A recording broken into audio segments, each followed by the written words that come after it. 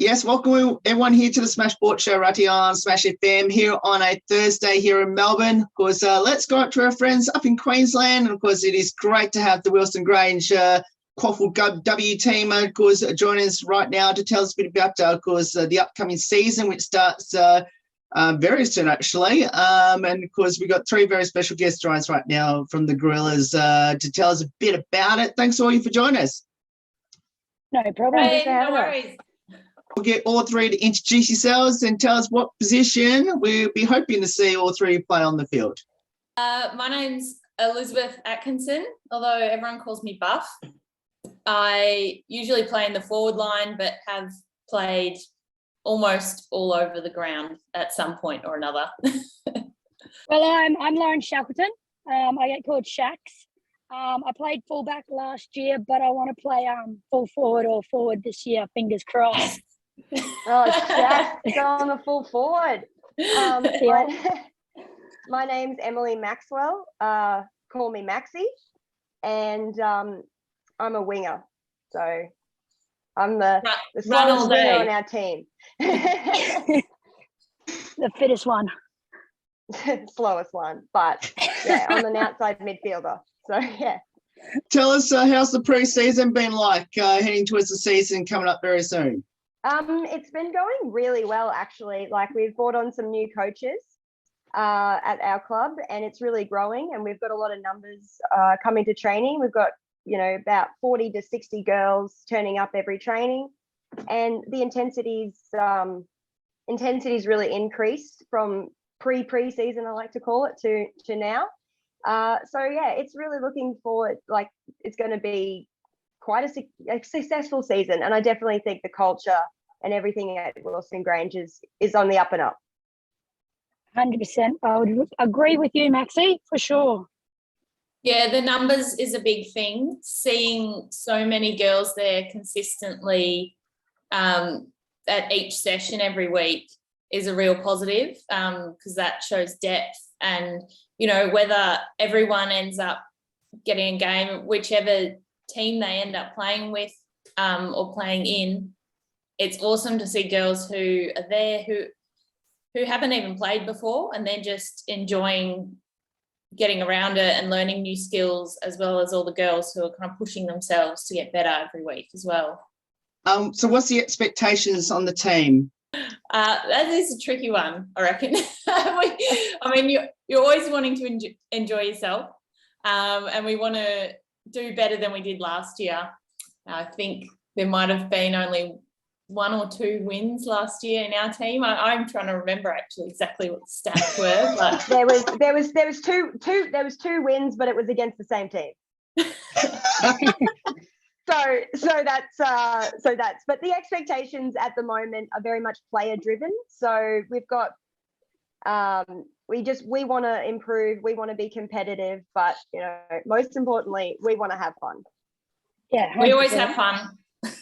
I think the biggest thing is just going out there and having the other team going, oh, they can actually tackle, or they're competitive, is really good, if that makes sense. So if we go out there, we still lose, but our competitive and our spirit's still there. I think that's a good way of seeing it as well, that we're improved from last season as well. But yeah. Obviously, there's another team in the competition now because they've rose from I guess Div 2 all the way up to where they are now in QAFLW.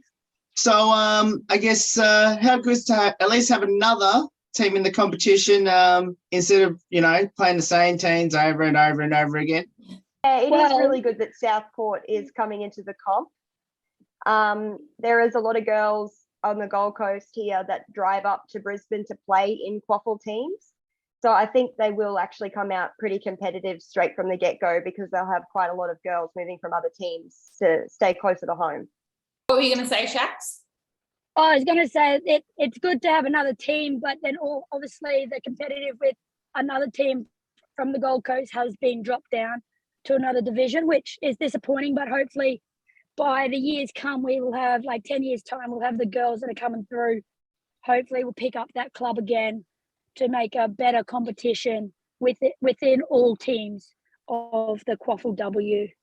So it's a bonus, but it's a little bittersweet type of thing because you got a new club, but then another one from the Gold Coast sadly had to drop down. So, but hopefully in 10 years' time, we could have that team back in again. But it would be good to see what this new team's got to offer. Obviously, we figure out which. I think I realised which team you're talking about. So I'm sure it's the one on the border. Yes. Yeah. Yeah, So, Coolangatta unfortunately got dropped down just due to COVID and not being able to form a team because of the border restrictions. Yeah, So it's definitely a tricky year for them last year. Let's go back to your team in particular now, and tell us a bit about your coaches. Love our coaches. Love all of them. I think the coaches that we've got now. Buff just had to get that in there, make it very clear. Yeah. There's no one holding a gun to my head. No, we love them all. We're really lucky this year. Yeah, with the coaches that we've got now, they're passionate about it. They've got daughters at the club, so they're not looking at a 2-year thing. They're looking at when their daughters get the QAFL. So I think is a bonus because they're going to put time and effort into it, which we've seen so far. So I'm excited that the coaches that we've got are the ones that we've got because they want to be there and watch the space grow into a beautiful club. So it is now, but beautiful. Sorry, I'm also just really excited too that so yes, like Shaq said, all the coaches that we've got on board either have daughters who play at the club or they are women, and therefore being able to communicate and coach women is their specialty. So that's something that we necessarily haven't had before every single time. And one coach in particular that I'm really excited about is Katie McGlade, just because she's been a founding member of the women's Gorillas team. And so it's just so imperative for us girls to have her around and have her involved in any way, shape or form. But to have her as one of the head coaches of our reserves team is just amazing. Are you counting down the days to the first game? Yeah, there's still a lot to fit in before that. I think it's under 7 weeks now. But every week we're building on conditioning and skills and just getting more Ks in the tank, seeing how much we can run every week. Because that is a big thing, just like the continued fitness, like to be able to run out a game is a big deal. So as much as you can fit in before that start date, the better. But yeah, it's really exciting. It's always a bit of a surprise when the season rolls around again because pre-season has been going for so long. I remember one girl said when it got to round 1, she said, "Oh yeah, I forgot we played." So you get so used to doing so many training sessions week in, week out with these girls, and it just kind of becomes it starts to feel like, just an exercise club. And then you realize, oh yeah, we also get to play people. This is great. Let's talk a bit about, obviously I know that your season starts, I guess, almost the back end of the AFLW season. So yes, the end of March. So are you getting any of the AFLW players back? No, I don't think they are. I think they have like a couple of weeks holidays afterwards. So even other teams, I don't believe, are getting their QAFLW, their full-time QAFLW players back. Yeah, it is a bit restrictive. It'll be a good even match. Yeah. So probably like the ones what may not get as many games within the AFLW may drop back down. But like your Kathy Spark, your Batesy, I wouldn't see them this season, I don't think, because of their restrictions of having time off before they start again. Because it's just getting so big. So, yeah. Which is great. It's great news for them and it's great news for the AFLW clubs, but we miss out, unfortunately. Have you convinced any of them to like come down and watch, even though they can't play? Well, Lutsy, Kate Lutkins, she's always down. She's always around the club. She's an old Gorilla girl from way back, from an OG player. So yeah, she's injured now, but yeah, I expect to see her around heaps. Actually, we've already seen her in preseason. So yeah. Oh. How did all three get involved in footy, and why did you choose it? Oh, I've always enjoyed a kick in the backyard with my dad and my brothers. As far back as I can remember, just always loved it.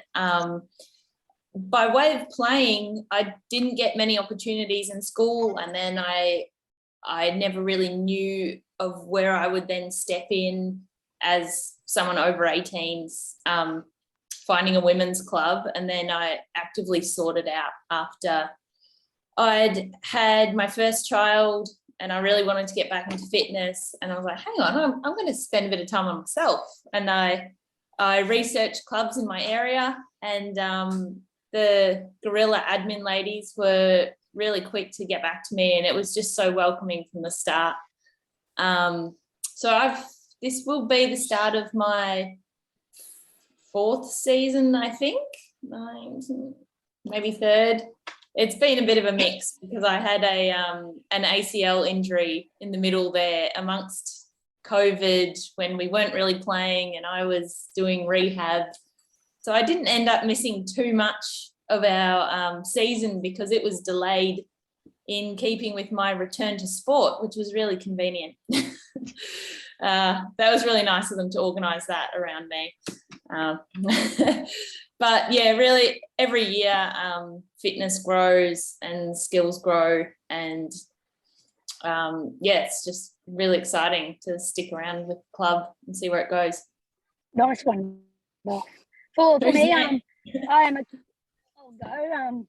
for me, I'm a country kid, so I watched my brothers. My dad played it back in Rocky, and I was like, oh, I can do this.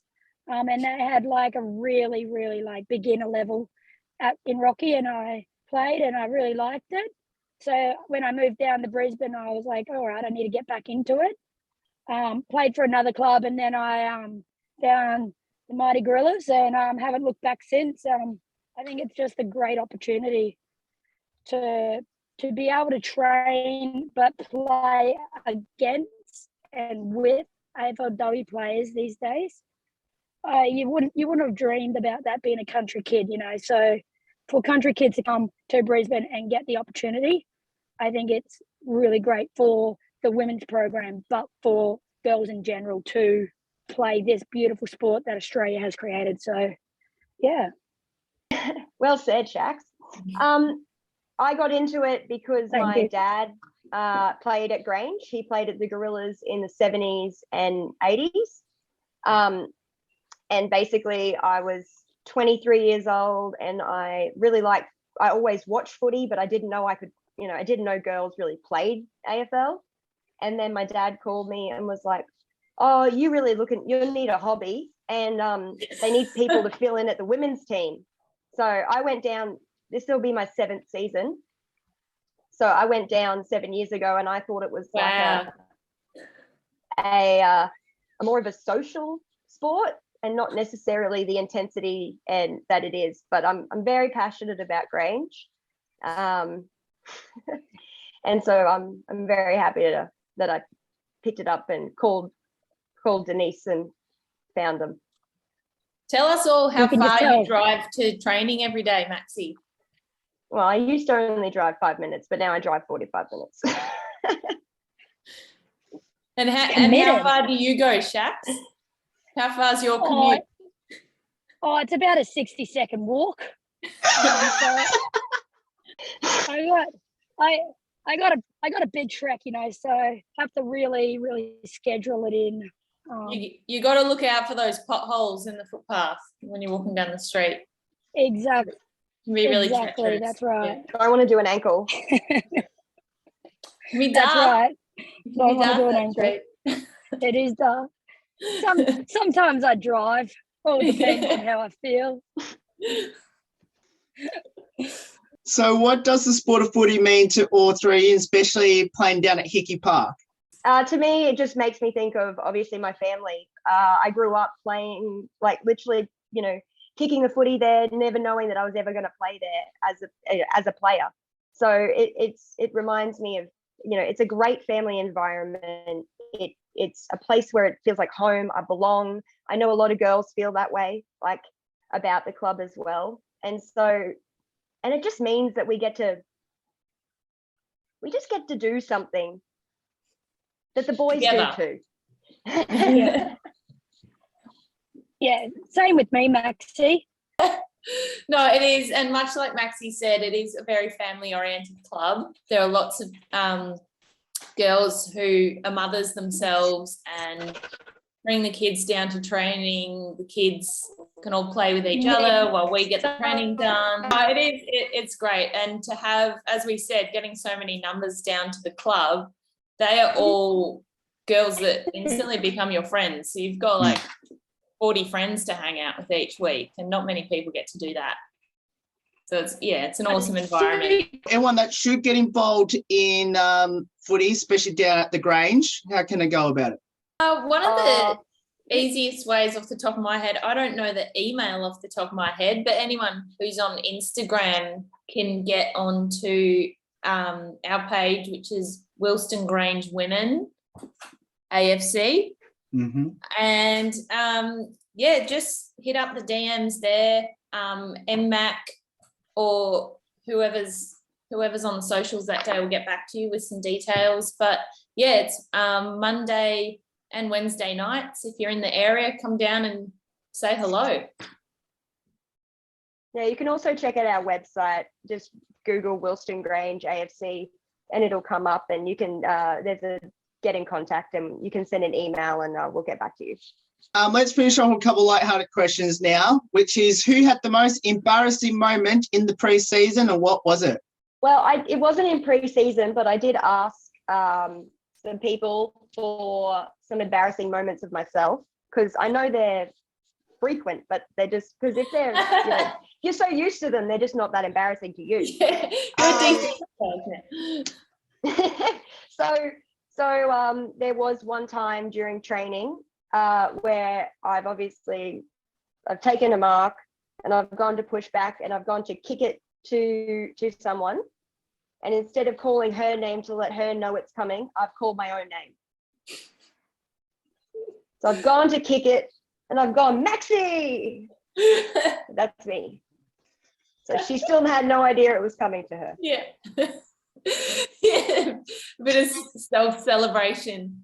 No, there's a couple of times each year where people will just completely take off. Yes, I've got possession. I'm going towards our goal, but they're going the wrong way down the field. Or when Kitty fell over in the goal square. Yep, yeah, that was a good one. So we had a completely straight into open an open goal. Full forward, went into an open goal and just fell over. And then we never got a goal. Apparently there was a divot there. Apparently there was a divot. Looked like she'd been shot. Yeah. She just went down. I think I might have seen that game actually. I'm pretty sure that was one of the live stream games. I think it was one of our only goal opportunities that game. Yeah, okay. Now you've mentioned it. Yes, I have seen it. So yes, and I know that particular game too. So two final ones before I let I guess both of you go now, because we've lost Lauren again. Dax will come and go as she pleases. Yeah. Which is, who's the best singer, dancer, and comedian in the team? Oh, I don't know. We are all pretty good dancers. We get some pretty pumping pump up tunes before every game to get us hyped up. Did you say Jess McGuinness? Yeah. Yeah. Yeah, I just saw her busting some moves last night at a pizza night. McGuinness would be a go-to person for, well, she's normally in charge of the tracks, so I think that's why she's all about the dancing. Got to bring that Yui boom, or there's no vibe. Got to bring the vibe every game. It's all about the vibe. We can share the Spotify playlist if you want. Well, if you like. But I don't know. We're all pretty funny. We're pretty funny looking. but you can't tell because it's radio. But I don't know. I know I sing a lot.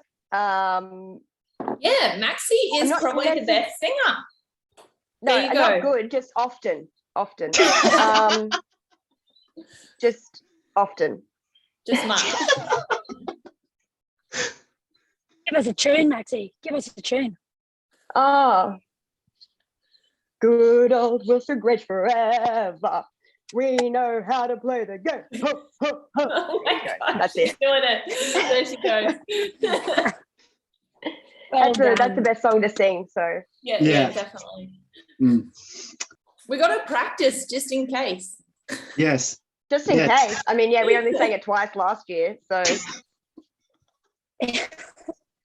unfortunately, it's the Collingwood song. Yeah, I know. Yeah. We've got to fix that. Yeah. So we'll finish with this last one, and I'll get each of you to answer this last one, which is, do either of you have a pre-game superstition or ritual? I always shave my legs the night before or the day of a game. Doesn't everyone though? Oh, okay. Normal. I just always do it because That's I normal. know that I'm probably going to fall over, or I'm going to I get tackled a lot, or I get hit a lot. So I know that I'm going to graze my knees, and then I won't be able to do it again for another week. Same thought process. I'm going to get injured, so I better shave my legs. Yep, that's it. I do know a lot of people wear. We're going to talk about what order we put our socks on.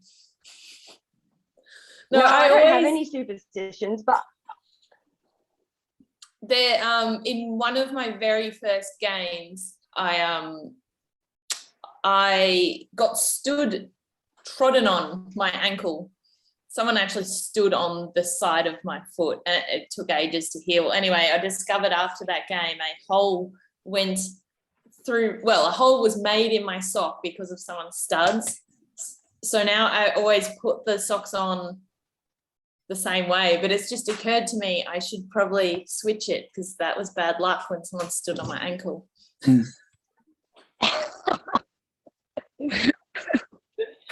Well, I can't miss it every time I'm putting a sock on. It reminds me of someone stepping on me. That wasn't. I should switch things up or get some new socks, I guess. You could probably get some new socks. The merch shop is open. Yeah, Wednesdays. Mine would probably be just strapping my footy boots so the laces don't come undone. Like people go, why did and my socks pulled up. Sound advice. Yes, I agree with that one. That's probably the most normal. Shax ties her laces and pulls her socks up. Yes. No, you wear the headgear too. Is it done in a special way? Do you have to put it on right before the game or half an hour before? No, before the game, I wear it because I got knocked out playing cricket and it's a non-contact sport. So I was a bit like, oh my goodness, I better wear a headgear. and I got a phobia of people touching my hair. So if it's in the headgear, then no one's going to touch my hair, are they? That's right. That's why you wear the helmet. I never knew. You don't touch your hair. Okay. Yeah. All three of you, thank you so much for giving up your time to join us. It's awesome having all three on the show. We can't wait to come up to Queensland. It's been a long time since I came up to Queensland to watch some QAFLW games. So hopefully we'll get a chance this year to do it, and can't wait to get down there to hopefully to Hickey Park at Stafford to watch the team in action. Great. Thanks for having us. Thank you so much. Thank you. No worries. And of course, if you want to get involved with the Gorillas in 2022, of course, we'll put all the details up, or as I mentioned, you can get down to Hickey Park to get involved in the sport. There's more on the Smash Sport Show right after this. Don't go away here on the 10th year celebration.